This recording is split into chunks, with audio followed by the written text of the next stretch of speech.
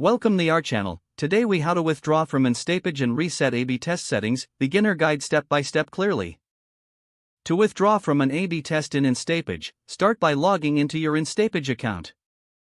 Navigate to the dashboard where you can see your projects. Select the project that contains the A/B test you want to withdraw from. Once the project opens, locate the A/B test settings in the left sidebar. Click on the A/B test section to access the test details. Here, you'll see the variations currently being tested. To withdraw from the A/B test, look for the option to stop or end the test. Confirm the action when prompted to ensure you want to withdraw. The A/B test will then be removed, and the original version of your page will be restored.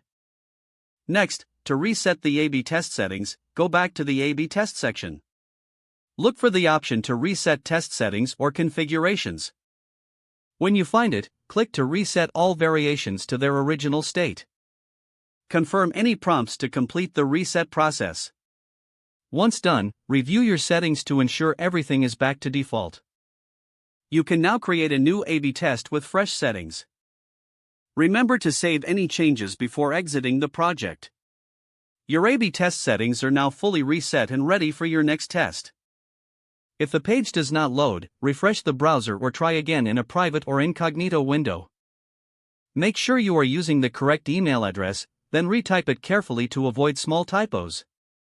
If your password is not accepted, use the reset option and create a new strong password you can remember.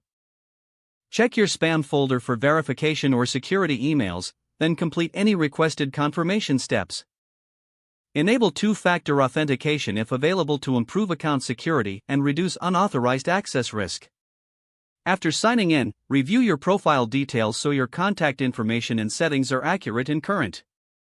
If you see an error message, note it down and try again after restarting your device and internet connection.